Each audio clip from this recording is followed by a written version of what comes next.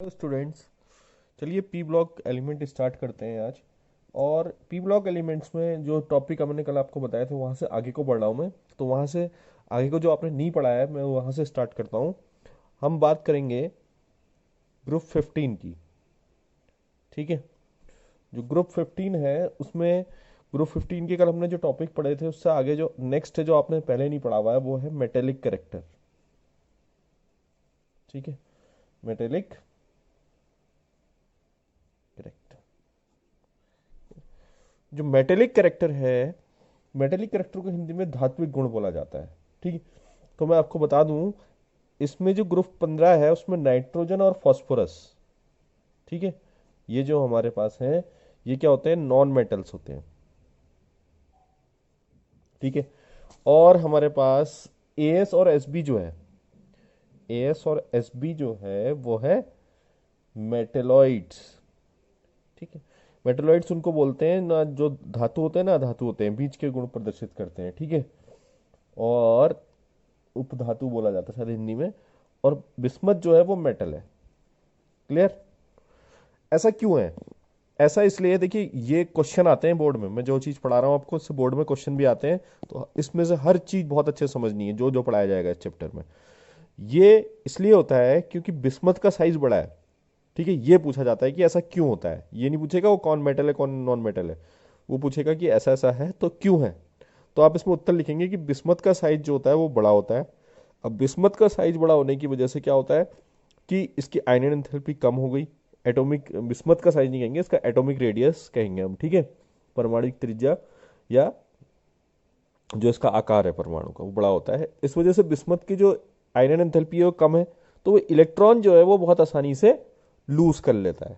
और जो इलेक्ट्रॉन आसानी से लूज करते हैं वो क्या कहलाते हैं, मेटल। आई बात समझ में? उसी प्रकार नाइट्रोजन का साइज बहुत ज्यादा छोटा है। ठीक है। तो ये इलेक्ट्रॉन आसानी से लूज नहीं करेगा। ठीक है। आसानी से लूज नहीं करेगा तो इसका मतलब ये क्या है, अधातु है। वैसे फॉस्फोरस और ये दोनों बीच के हो गए। क्लियर। इसलिए इसको मेटेलॉइड्स बोला जाता है। अगला टॉपिक है हमारे पास, जो है हमारे पास नेक्स्ट, वो है मेल्टिंग एंड बॉइलिंग पॉइंट।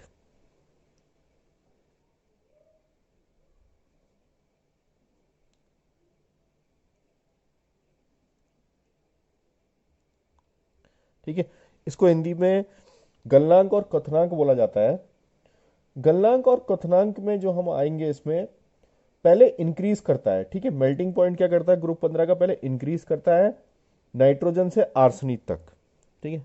हमारे पास ये है ना, नप अस सभी। ठीक है।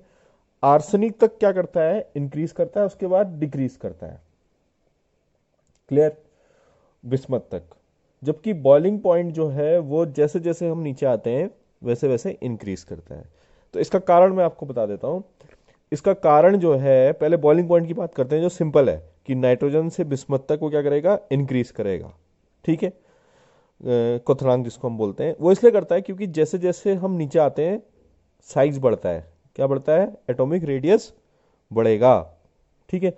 अब जब परमाणु का साइज बढ़ेगा तो क्या होगा, वॉन्डरवॉल जो फोर्सेस हैं, वॉन्डरवॉल जो बल हैं, उनका जो मैग्नीट्यूड है, ठीक है, वो भी बढ़ेगा।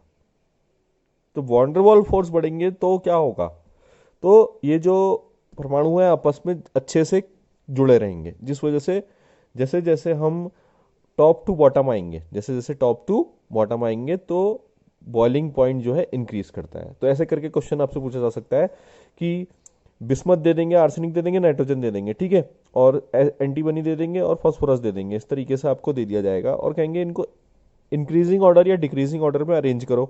ठीक है। कॉम्पिटेटिव एग्जाम में ऐसे पूछा जाता है।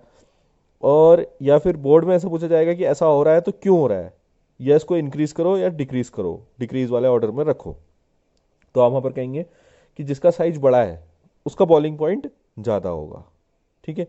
क्यों होगा, क्योंकि उसमें वॉन्डरवॉल फोर्स भी ज़्यादा होंगे। और जिसका साइज छोटा है जैसे नाइट्रोजन, उसमें बॉइलिंग पॉइंट क्या होगा, वो कम होगा क्योंकि उसमें वॉन्डरवॉल फोर्स भी कम होंगे, वॉन्डरवॉल बल कम होंगे। ठीक है।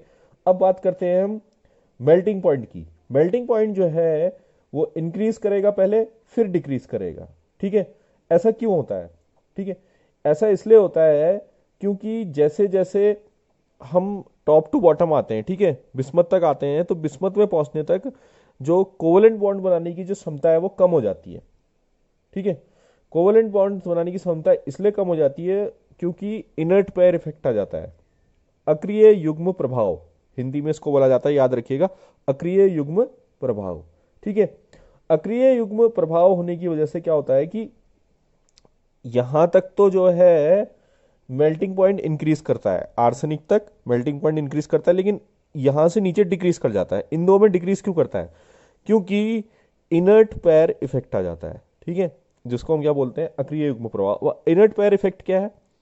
देखो, इनर्ट पेयर इफेक्ट क्या होता है, जो सेकंड लास्ट जो सेल होती है ना, जैसे हमारे पास इलेक्ट्रॉन है अलग अलग सेल में, सेकंड लास्ट सेल जो है एस वाली, ठीक है, NS2NP3 होता है 15वें ग्रुप का जो जनरल इलेक्ट्रॉनिक कॉन्फ़िगरेशन है। तो ये जो एस के जो दो इलेक्ट्रॉन है, जैसे जैसे परमाणु का साइज बढ़ता है, परमाणु का साइज बढ़ता है, तो सेकंड लास्ट सेल वाले ये जो दो इलेक्ट्रॉन है हमारे पास, वो क्या करते हैं, वो बॉन्डिंग में प्रतिभाग करना बंद कर देते हैं, जिसको इनर्ट पेयर इफेक्ट या अक्रिय युग्म प्रभाव बोला जाता है। क्लियर? तो ये दो टॉपिक हमारे क्लियर हो गए कि बॉइलिंग पॉइंट तो इंक्रीज करेगा सीधे, और मेल्टिंग पॉइंट जो है वो आर्सेनिक तक बढ़ेगा फिर घट जाएगा। क्यों घटेगा? क्योंकि अक्रिय युग्म प्रभाव होता है। अक्रिय युग्म प्रभाव क्या है? जितना साइज बढ़ते रहता है, जैसे जैसे किसी भी ग्रुप में जाए, तो नीचे वाले जो होते हैं जिनका साइज बहुत ज़्यादा बड़ा होता है, उनके जो NS2 वाले जो इलेक्ट्रॉन है वो बॉन्डिंग में प्रतिभाग करना बंद कर देते हैं, जिस वजह से उनकी क्षमता घट जाती है और मेल्टिंग पॉइंट भी घट जाता है। इसको अक्रिय युग्म प्रभाव बोला जाता है। क्लियर? अगले टॉपिक में आते हैं। अगला टॉपिक है हमारे पास कैटिनेशन, ठीक है। कैटिनेशन क्या है? कैटिनेशन हमारे पास जो क्षमता होती है, जैसे कार्बन की कार्बन से जुड़ने की क्षमता होती है ना, उसको कैटिनेशन बोला जाता है। किसी भी एलिमेंट की खुद से जुड़ने की क्षमता कैटिनेशन बोलते हैं उसको। हिंदी में आपने पढ़ा होगा क्या बोलते हैं उसको, ठीक है, ढूंढ लेंगे। वैसे ही नाइट्रोजन में जो है, जैसे कि अजाइड आयन है, अजाइड आयन में नाइट्रोजन नाइट्रोजन से जुड़ता है, ठीक है। वैसे ही हाइड्रोजोइक एसिड है जिसको फॉर्मूला होता है HN3, उसमें भी नाइट्रोजन नाइट्रोजन से जुड़ता है, ठीक है। तो यहां पर को इसको हम क्या बोलेंगे, कैटिनेशन की क्षमता भी होती है इन ग्रुप में। क्लियर? बहुत ज़्यादा इंपॉर्टेंट नहीं है, इतना काफ़ी है। और कार्बन में सबसे ज़्यादा होती है कैटिनेशन, फिर नाइट्रोजन में, ठीक है। नाइट्रोजन के बाद फास्फोरस में फिर बढ़ जाती है, आर्सेनिक में फिर कम हो जाती है। क्लियर? इस चीज़ को याद रखेंगे। नेक्स्ट है एलोट्रोपी। एलोट्रोपी को हम हिंदी में बोलते हैं अपरूप। जैसे फास्फोरस है ना, फास्फोरस व्हाइट, ब्लैक और रेड तीन रूप में पाया जाता है, लेकिन वो है तो पी, तो व्हाइट फास्फोरस, रेड फास्फोरस और ब्लैक फास्फोरस, ये क्या है, अपरूप है। क्लियर? आर्सेनिक भी दो रूप में पाया जाता है, येलो और ग्रे में पाया जाता है। एंटीमनी येलो, सिल्वरी ग्रे की एलोट्रोपिक फॉर्म्स में हमें मिलता है। क्लियर?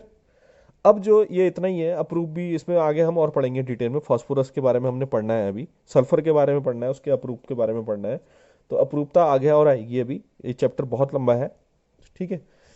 किताब में ही जो मैं किताब से पढ़ाता हूँ आपको, ABC या इन किताबों में ही ये करीब 100 पन्नों से ऊपर का है ये चैप्टर, तो कॉपी में तो और ज़्यादा का आएगा। तो आगे बढ़ते हैं, चलिए। ऑक्सीडेशन स्टेट, ग्रुप 15 की, ग्रुप 15 ही पढ़ना है अभी, 16 17 18 बहुत आएंगे अभी, ठीक है। ग्रुप 15 ही बहुत लंबा है। ऑक्सीडेशन स्टेट, ऑक्सीडेशन स्टेट में क्या है कि ग्रुप 15 जैसे नाइट्रोजन है, वो नेगेटिव ऑक्सीडेशन स्टेट भी शो करता है और पॉजिटिव ऑक्सीडेशन स्टेट भी शो करता है। क्लियर? तो इसमें ऑक्सीडेशन स्टेट बहुत ज़्यादा वेरी करती है। जैसे कि मैं आपको पास एग्जांपल दे देता हूँ, N2H4 NH2OH N2 N2O NO N2O3 N2O4, और एक यहाँ पर लिख देता हूँ नीचे, और N2O5। क्लियर? हमारे पास इतने यौगिक हैं, ठीक है। तो ग्रुप 15 के जो एलिमेंट्स हैं वो अपने यौगिकों में अलग अलग ऑक्सीडेशन स्टेट शो करते हैं। देखते हैं, पहला मैंने इतने ढेर सारे यौगिक लिख दिए नाइट्रोजन के, इसमें ऑक्सीकरण संख्या देखते हैं। NH3 में कितनी है, -3। N2H4 में कितनी आ गई, -2। NH2OH में कितनी हो गई, -1। N2 स्वतंत्र रूप में कितनी होती है, 0 होती है, हम 11th में पढ़ चुके हैं। N2O में +1, NO में +2, N2O3 में +3, N2O4 में +4, N2O5 में +5। क्लियर। तो देखिए ये बहुत ज्यादा वेरिएशन शो करते हैं ये ग्रुप जो है हमारे, कैसे, -3 से लेके +5 तक ऑक्सीकरण संख्या शो करते हैं। क्लियर। तो देखते हैं हमारे पास जो है एक क्वेश्चन है यहां पर को कि NCl5 या NF5 एग्जिस्ट नहीं करता है। ठीक है, क्यों नहीं करता है NCl5 या NF5 जबकि PCl5 एग्जिस्ट करता है? क्योंकि नाइट्रोजन के पास क्या नहीं है, वेकेंट डी ऑर्बिटल नहीं होते हैं। 11th में हमने पढ़ रखा है कि नाइट्रोजन के पास जो है बाह्यतम कक्ष में खाली डी ऑर्बिटल की अनुपस्थिति होती है। इस वजह से वो 5 बॉन्ड नहीं बना पाता है। लेकिन फास्फोरस के पास है, तो फास्फोरस जो है वो एक्सपेंड कर जाता है। इसको अभी हम और डिटेल में पढ़ेंगे। ठीक है, तो यहां तक के हमने गुण पढ़ लिए हैं। क्लियर। तो ये ऑक्सीडेशन स्टेट्स है, इसके आगे हम कल पढ़ेंगे।